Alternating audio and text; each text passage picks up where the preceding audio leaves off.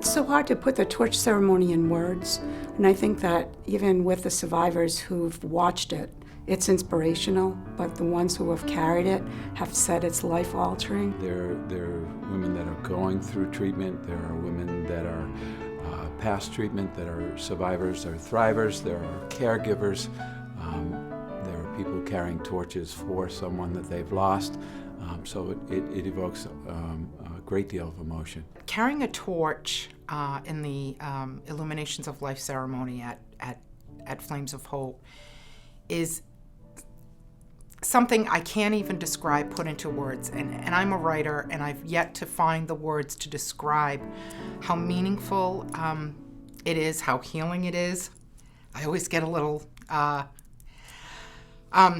misty talking about it, but to carry a torch and to be walking through the village and down to the basin and having thousands upon thousands of people applauding you and cheering you on because you made it.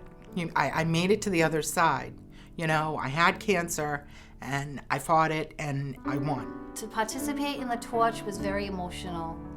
You know, you got thousands of people standing there watching you walk down from the State House down to where the water is, and they're all just clapping and saying, "You're my hero," and congratulations, and it was just a phenomenal thing. It was, that's why I'm doing it again this year. It was just unbelievable. The Flames of Hope every year is such an amazing event. You see pink, you see survivors. I used to shy away from survivors. You know, you go to these events, you're like, oh, it's about cancer. I go now and I'm like, look at how many of us are here. It is such a great feeling. And then if your families can come out, friends can come out, they can share that experience with you because they were part of your circle for your support. It's probably one of the most silent and meditative experiences you could ever have. You have the torch, they light it, and then all of a sudden, the feeling of the warmth with all the torches around you, it's like you're in a comforting inferno. It's like you're looking around you, and as you're walking down the path, you have people on either side of you clapping for you, and you're a hero during that time. You're a survivor and people focus on you, but there's also the family component, there's the friend component. You all helped you get through that treatment. You're physically going through it, but emotionally and mentally, you're all going through it. We've had women that have carried torches in a wheelchair, next year carried a torch in a walker, next year carried a torch with no aid at all. Those kinds of happenings are just amazing. It's healing. It's being part of something bigger than you. A lot of times when you have breast cancer, you feel very alone. And that's how I felt before I got involved with the foundation, meeting other women who, a lot of them felt the same way I did. Some of them had the same symptoms or the same treatment that I did, and coming together as a group for that one night to, one, keep the memory lit for those who weren't as fortunate as I, keeping their memories lit, but also lighting the way for those women who will become diagnosed in the future and have to travel that rocky road of breast cancer, that tumultuous journey, and lighting the way for them.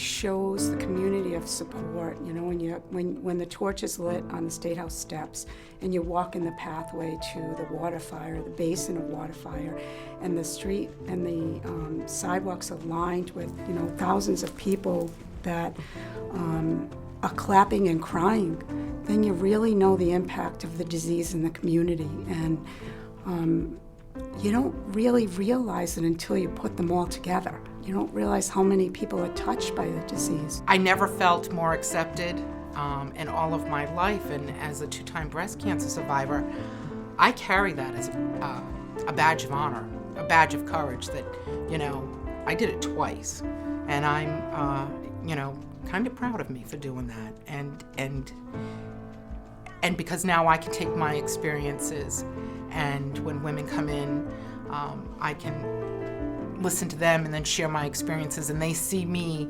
well, she did it, then I can too. And the first day I came, I spent 2 hours with Carol Donnelly. She was talking to me about the foundation, what it was all about. She was such a great help. The foundation began, actually my mother was diagnosed with breast cancer about 12 years ago in 2001. And that was the first experience that we had as a family with cancer. Gary, Maria, Carol, Judy, they're all just wonderful, wonderful people, and I am so glad that my husband pushed me to come here because these people are my family. My mom had wonderful care through the process, but every day was an emotional struggle for the family, and we noticed the lack of service not in medical care, but in personal stuff that we were dealing with. We supported each other. We're a family of 9, but it became really difficult. Every day was a battle. I'm validating their feelings, which a lot of times you don't get from loved ones who are well-meaning, or coworkers or friends, to have someone who gets it. People that get it, in most cases, have been touched by it in some way, but they don't necessarily need to be touched by it to get it. There's just an essence that it's a good feel, that that they really want to help, and want to help from their heart and not necessarily from some sort of a thought process. And I know that I'm making that impact every day because I wish I had that when I was going through my cancer, especially the second time.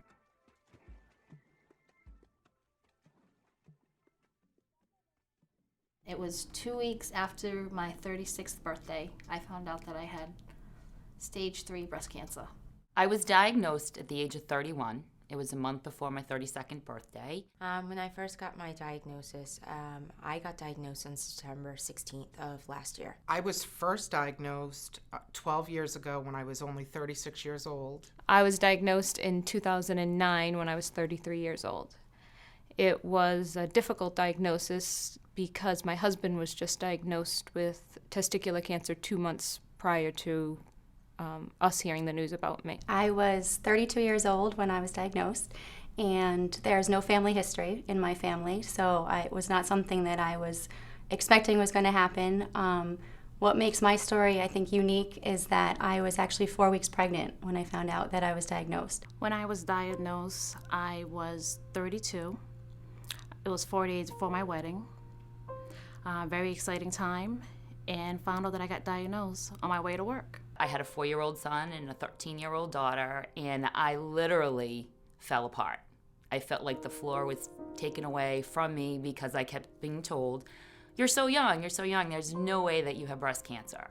So it was very difficult to actually hear the words, you have cancer. Well, I told him Mommy had cancer.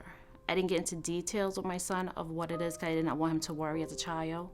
But he knew Mommy had need to have a surgery. But he was very supportive.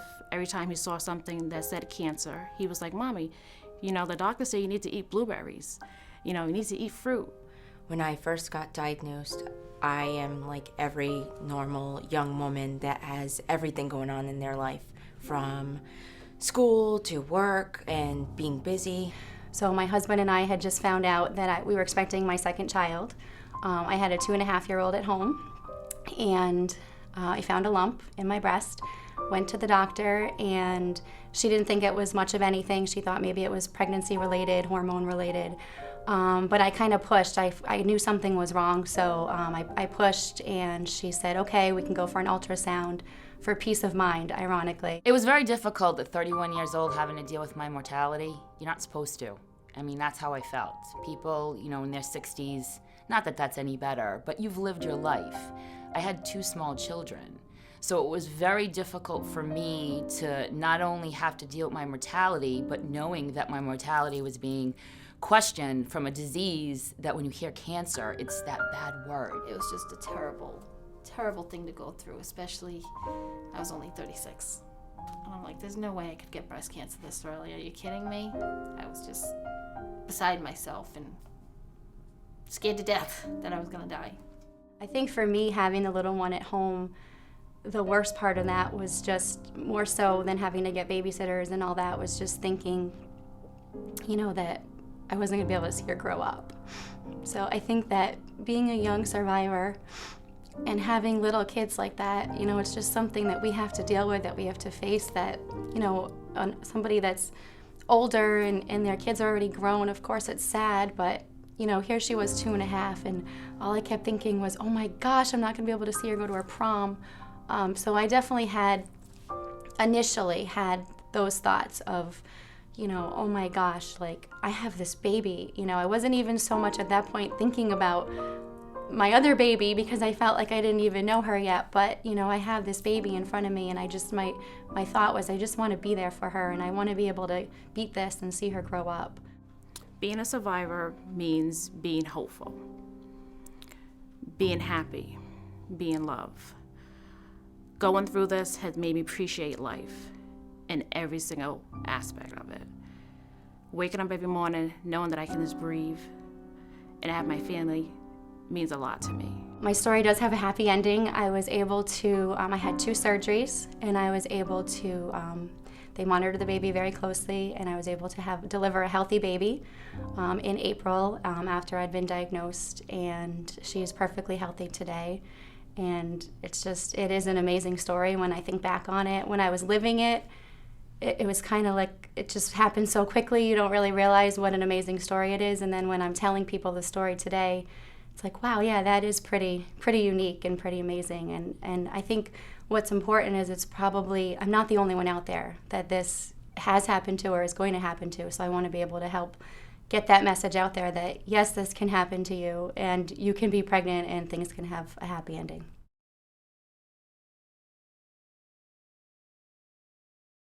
Friday is the opening of the weekend and the ribbon cutting ceremony, but the most important thing about Friday is the calendar unveiling. The Friday night is a cocktail party. It's to introduce our calendar, and this year we're really excited about having our calendar be based on it's not just your grandmother's disease. And all of the survivor models were all diagnosed under the age of 40. Some of them, one of them as young as 22.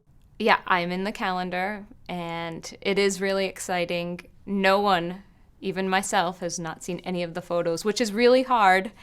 And the women won't see their photos till October 5th is our big reveal day. It's a day of celebrating life with them and with their family, and knowing that they're not the disease. There is life after the disease. And that's really an important message for us as a foundation to give the community, because there is life after breast cancer. And that was actually how the calendar was started, to showcase to Rhode Islanders, one, that breast cancer is not, the look of it is not what people think it to be.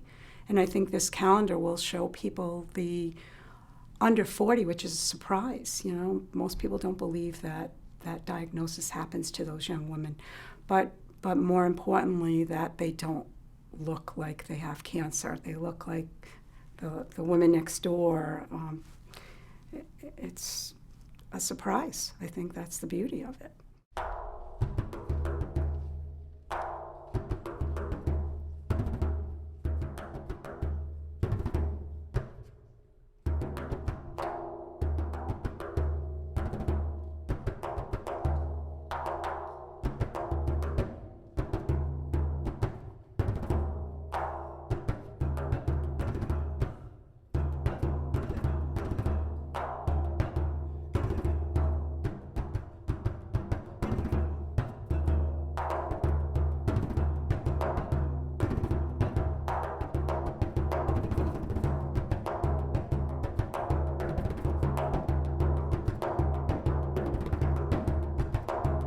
Saturday begins the Flames of Hope, and it opens up at noontime. Celebration Village, which is in Station Park, right across from Providence Place Mall.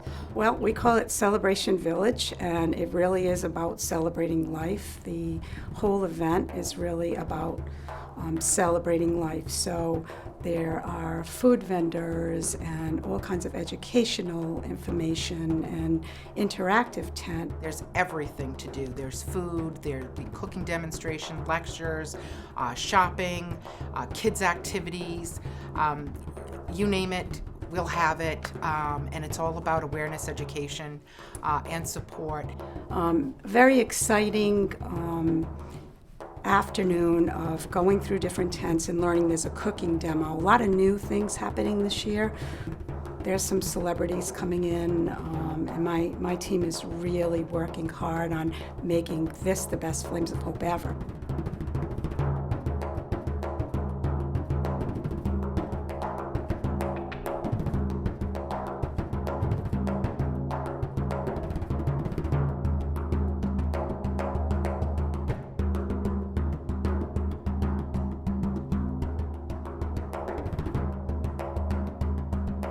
And then, of course, the nighttime, which everybody comes out for, the pinnacle of the Flames of Hope weekend, which is the Illuminations of Life ceremony, where 150 breast cancer survivors and loved ones of women who've lost their battles will carry torches from the State House steps down to the Providence River Basin and light water fire. And it's an incredibly spectacular, emotion-filled event.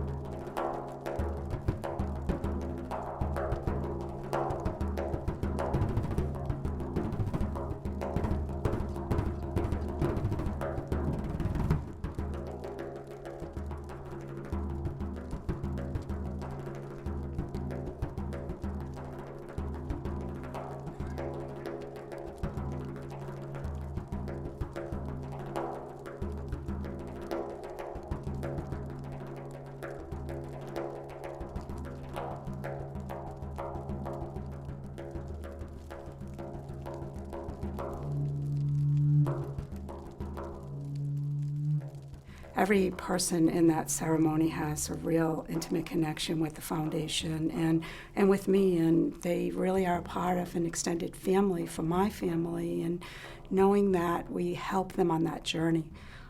Breast cancer is a very difficult disease to go through. I've been there, and certainly with my mom and with my sister. And there's nothing that's more important to us, to me, to my team, than to helping to make that journey a little bit better for those torchbearers. So they are carrying that torch, that message of celebration, of hope, of life, whether it be for someone who's passed, and in many circumstances that's the case, for the next person that's struggling. We're all in this together, and that's an important message.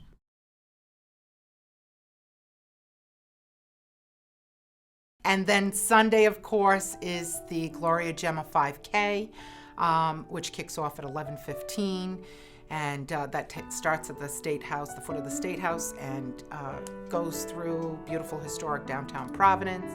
The 5K started, this will be year 4, and the 5K is actually the foundation's largest fundraiser. And the 5K is a different energy than the torch ceremony, which is more solemn. Oh my God, my first time I ran after I was diagnosed, a year after, like a year and a half or so after. It's, as a matter of fact, it's gonna be 2 years ago this October that I ran my first 5K. And of course, my first 5K was the Gloria Gemma 5K. The 5K is really a community of support. Schools get involved, and families have fun with creating teams and names of teams to support loved ones who've gone through the disease, who've passed from the disease? I was always a walker. I love to walk, but I was never even, I will never even like a jog, like I say, a quarter of a mile. So I started training, and then I was walking on the treadmill, and then walking a little fast and a little faster, and I will like walk 5 minutes, run 5 minutes, walk 5 minutes until I says, you know, I think I can do it. I think I can do a 5K without stopping, you know, without walking. So again, lots of fun. There'll be Zumba, there'll be yoga, and at the end of it, I hope everybody was able to get out of it what they needed to get out of it. And I kept on training all summer. And then, so, you know, when the first 5K came, I was ready, and I ran my first 5K. I will never forget for the rest of my life. Whether it be for a mother, a sister, or a daughter, I've seen some really amazing things happen at the 5K. When I crossed that finish line of the Gloria Gemma 5K, I was like, oh my God, this is the most beautiful, amazing experience. And then, you know, and I'm so grateful for this 5K.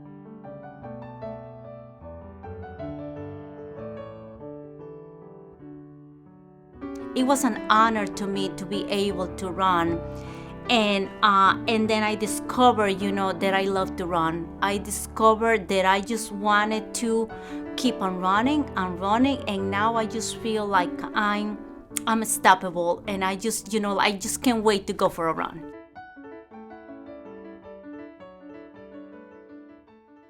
The exciting part about our foundation is that the money that is raised with the Flames of Hope is money that stays right here in Rhode Island. The Gloria Gemma Breast Cancer Resource Foundation is really dedicated at wrapping our arms around the women and men that have had breast cancer in Greater Rhode Island. So the money stays here. Money goes to a vast number of programs that we have. The Hope Bus, our programs that we have monthly. Everything that we do at Gloria Gemma is free for survivors and for those going through treatment. So the money stays here. The money that's raised stays local, so you feel the impact of your donation. Everything that comes through the foundation goes back into the community, whether it be a program at a hospital, a program at the resource center, a program on the Hope Bus, so you feel the direct effect of your donation. This event is much more than just a sponsorship opportunity, and actually sponsoring with Gloria Gemma is much more. It's really about a partnership, and it's about, Maria and I have been traveling the state, just looking for sponsors that get it, that don't just want to give a check, but want to really engage their companies in our organization. So the Flames of Hope, being this exciting event, 100,000 people, 10% of the state, it really gives a way in which a corporation can, we can develop a win-win-win situation. Ultimately, we need to raise money in order to serve our women, who is the ultimate win. But it could be a win for a corporation as well, both in the intensity of getting their volunteers, their company to be involved with us, to just really working with us throughout the year. Because this is a year-long event. You can't put on an event for 100,000 people with 6 employees and not have it be a year-long event.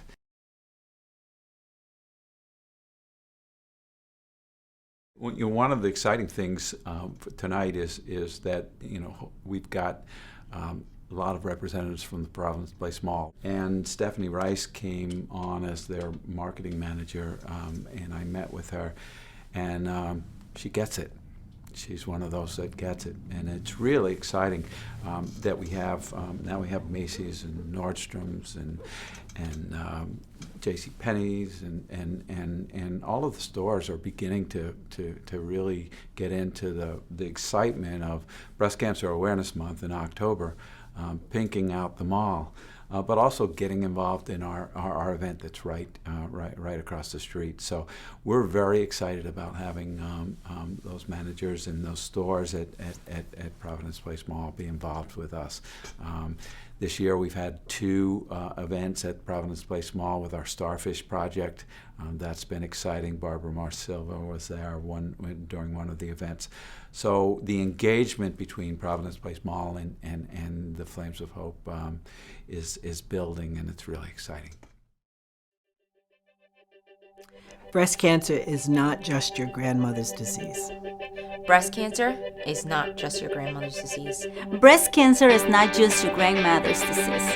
Breast cancer is not just your grandmother's disease. Breast cancer is not just your grandmother's disease.